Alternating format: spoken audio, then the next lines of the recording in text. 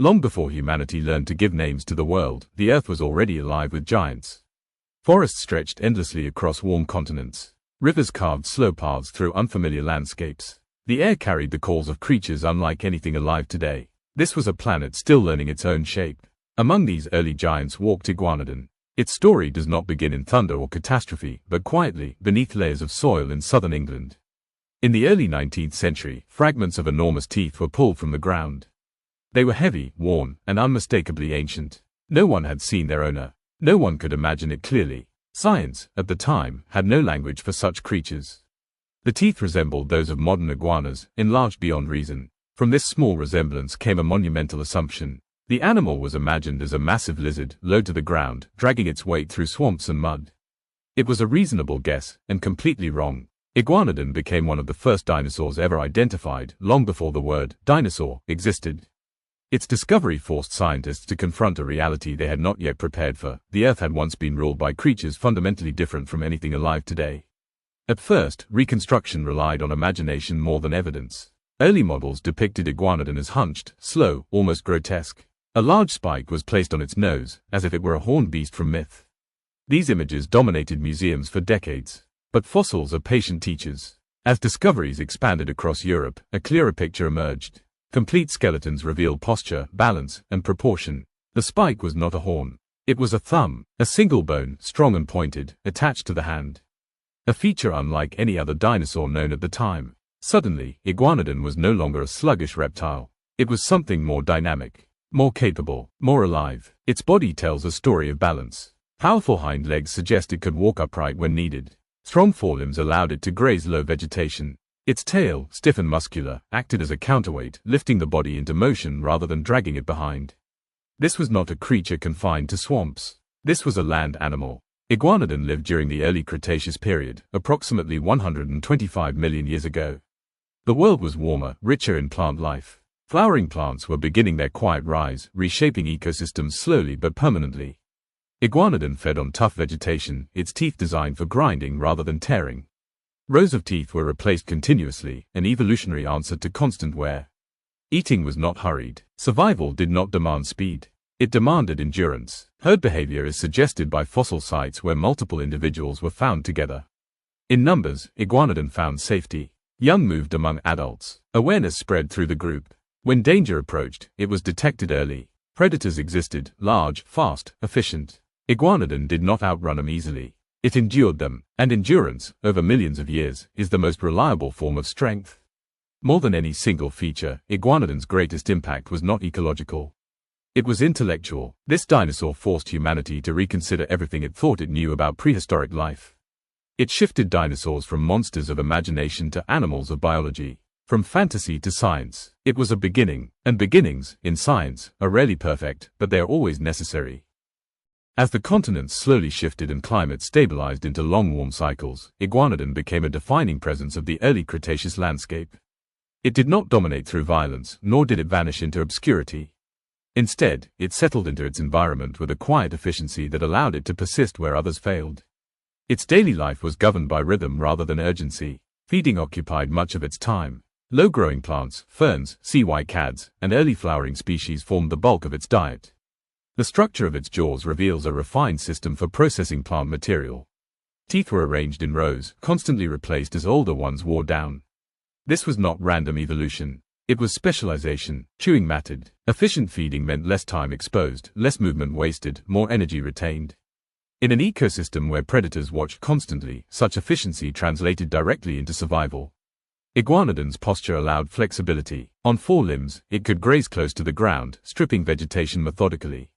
When alertness was required, it could rise onto two legs, elevating its head above the surrounding foliage. This posture was not permanent, but situational, a response to awareness rather than aggression. Its hands were uniquely adapted. The fingers could grasp, stabilize, and manipulate plant matter. But one digit stood apart. The thumb spike, thick, conical, and sharply pointed, this structure was not decorative. It was bone-reinforced for impact. Whether used as a deterrent against predators, a weapon in close encounters, or a tool for accessing tough vegetation, its presence signals intent.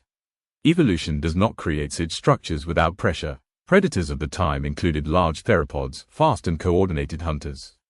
Iguanodon was not built for speed in short bursts, but it was not defenseless. A charging herbivore of this size, armed with spikes and supported by herd members, represented a serious risk to any attacker. This is where social structure becomes critical. Evidence suggests that Iguanodon lived in groups, possibly large herds. Fossil assemblages containing multiple individuals of varying ages indicate communal movement. In such groups, young were protected by adults, and awareness was distributed. One animal detecting danger could trigger a response from many. Herd life reshaped behavior. Movement became coordinated. Feeding routes were shared. Migration patterns may have followed seasonal growth cycles, though exact paths remain unknown. What is clear is that isolation was dangerous, and cooperation offered stability. Communication, while silent to us, likely relied on body posture, movement, and possibly low-frequency vocalizations. Large animals often use sound that travels far and through dense vegetation. Whether Iguanodon vocalized or relied on visual cues, the need to synchronize behavior was constant. The environment itself was dynamic. Floodplains expanded and contracted. Forests advanced and retreated. Iguanodon adapted not by changing rapidly, but by remaining flexible within its design. Its body was a compromise, not extreme in any one direction, but capable in many. This adaptability explains its wide geographic distribution. Fossils have been found across Europe and beyond, suggesting a species comfortable with varied conditions.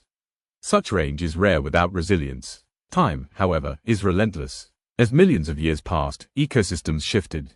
New competitors emerged. Plants evolved defenses. Predators refined hunting strategies. The balance that once favored Iguanodon began to tilt. Still, it endured longer than many. Its presence shaped the land itself. By consuming large quantities of vegetation, it influenced plant distribution.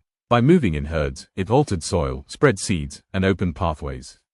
It was not merely living within the ecosystem, it was shaping it. And in doing so, Iguanodon became more than an animal of its time. It became a framework through which scientists would later understand the past. Because to study Iguanodon is to witness a turning point, not just in evolution, but in human understanding. Toward the later chapters of the early Cretaceous, the world that had once favored Iguanodon began to change in subtle but decisive ways. Climate patterns shifted gradually, altering rainfall and vegetation. Forest compositions transformed as flowering plants spread and older plant groups declined. These changes did not arrive as catastrophe, but as pressure, quiet, persistent, and unavoidable. For an animal built on balance rather than specialization, adaptation had limits. New herbivores emerged, smaller and faster, able to exploit resources with greater efficiency. Predators refined their strategies, becoming more coordinated, more precise. Competition intensified, not only for food, but for space. The landscapes that once allowed vast herds to move freely grew fragmented. Iguanodon did not vanish suddenly. There is no single moment of collapse. Instead, populations thinned, ranges contracted. What was once common became regional, then rare. Extinction, in deep time, is often a process rather than an event. And yet, even as the animal disappeared from the living world, its influence was only beginning. Buried beneath sediment, its bones waited. Millions of years passed, continents shifted, oceans opened and closed, life reinvented itself again and again. Then, in a relatively brief moment of human history, Iguanodon returned, not as a living creature, but as an idea. Its rediscovery forced science to evolve. Before Iguanodon, prehistoric life was imagined as primitive and poorly adapted. After it, dinosaurs became active, structured, and biologically complex. Iguanodon challenged assumptions about posture, metabolism, and behavior. It demonstrated that ancient animals were not evolutionary failures, but successful organisms shaped by their environments. Perhaps most importantly, it revealed how wrong certainty can be. Early scientists were confident and incorrect, and Iguanodon exposed that error publicly, in museum halls and scientific debates. Its reconstruction changed not once, but multiple times, each revision bringing science closer to truth. In this way, Iguanodon became more than a fossil. It became a lesson, a reminder that knowledge is provisional. That understanding improves through humility, that the past does not yield its secrets easily, but rewards patience. Today, when paleontologists reconstruct dinosaurs with dynamic poses and lifelike detail, they are building on foundations laid by Iguanodon. It stands at the threshold between myth and science, between imagination and evidence. In the silent halls of museums, its skeletons no longer stand as monsters, but as animals, balanced, purposeful, and real.